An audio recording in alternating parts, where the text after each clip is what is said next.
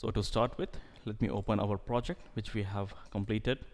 So let's go to project, and then I'm going to open the last save, that is street building with furnitures, which we have saved for the last.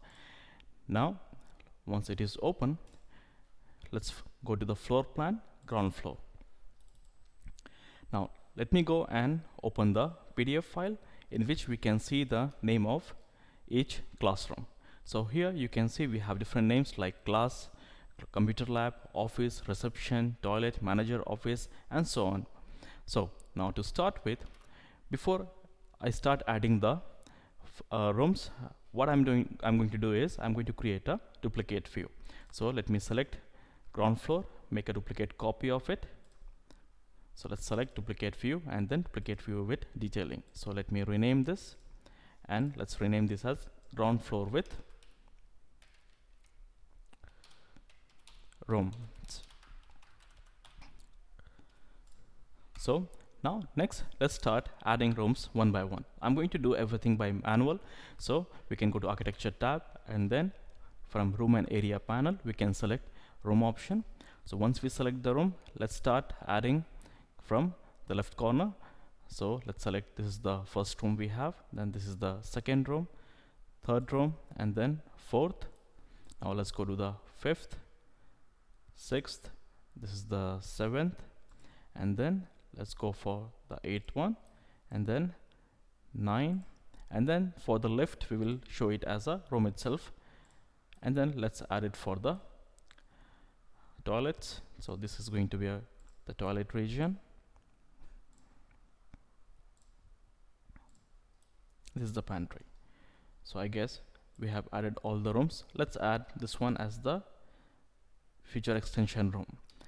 Now once done, to make it more look clear, what I'm going to do, I'm going to hide all the furnitures. So let me go to visibility graphics.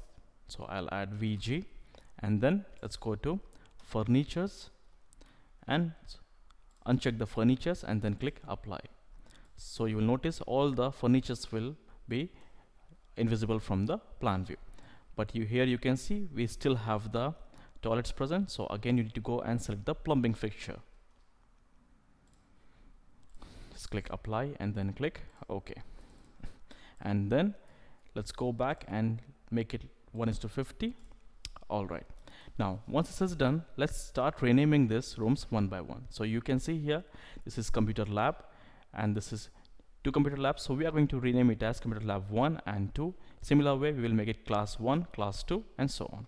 So let's start with this. So this is going to be computer lab 01. We can select this and copy. Let's come back here and then make it computer lab 02. Similarly, let's make this one as classroom 01. We can copy this, and then let's go and make this one as classroom 02. Next we can see here, this is the manager's office. So let's go to the manager's office right now. So let's select and then rename it. Now this is, let's rename it as staff office. We can place it, and then let's rename it as staff office. Next, this area we are going to consider as reception.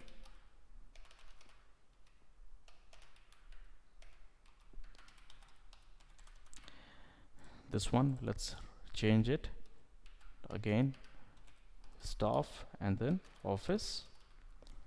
Alright, so let's see what is remaining. So we have office here. We can make it another office, this one. So simply we can change it to office 02, for example. This is going to be the main entrance. And we make it main entrance lobby. This one is going to be lift 1. So let's go back and change it to lift 01, and then this one we are going to change the name to lift 02. This one we can rename it as future extension area.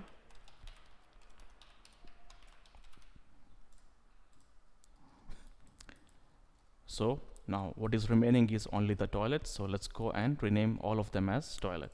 So we can select it and then let's make it toilet, and let's rename them one by one. And if you want, you can move a bit here.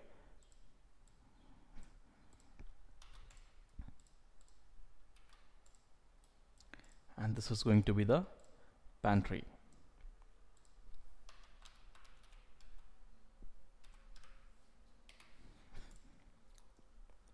So now I guess we have changed the name for all the rooms. Now the next step is, let me make it let's make the color fill and the reference visible. So for this, you already know, we can go to visibility graphics, VG, and then from the model categories, let's go to room. From the rooms we can expand, and then we can check mark on interior fill and references. So let's click apply and then click OK. So here you can see we have assigned the rooms for each of the area. Now let's suppose you would like to calculate the area volume or parameter, then simply you can select the area, select the room, and then you can go to the properties. From the properties, I guess there is a lag. Yeah.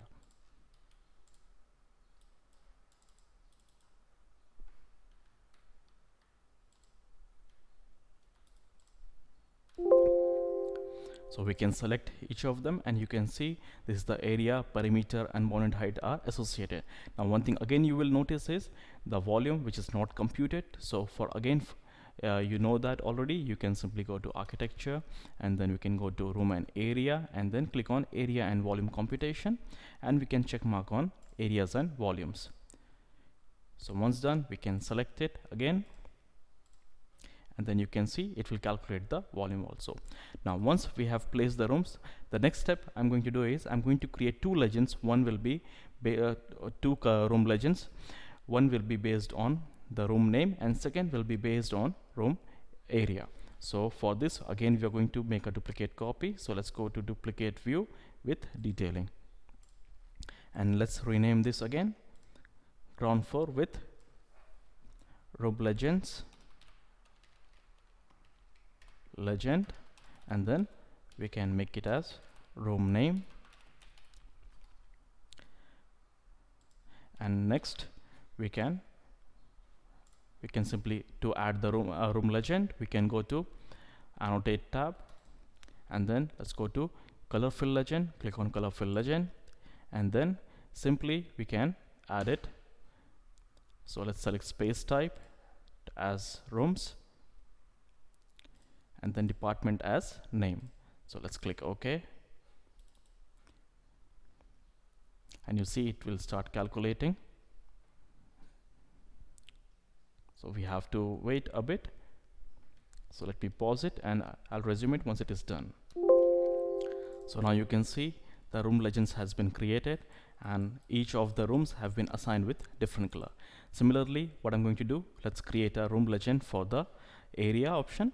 So we can make a duplicate copy again. Let's make a duplicate with detailing, and then here let's select it, the legend option. Let's go to edit scheme, and then let's create a new type or new scheme that is based on area. We can rename it as area, and then let's select the color scheme as area also. So click OK, and then click apply. So now you can see we have created the room legend that is based on area, and you can see each of the colors has been shown in the ascending order. So it's starting from the least area, and then it is going to the maximum area. So here we have the maximum area which is not utilized yet. So this is how we can create room legends in Revit. So let's save this. Let's rename this also. So in our coming videos, we will add this legends into our title sheets. Thank you very much.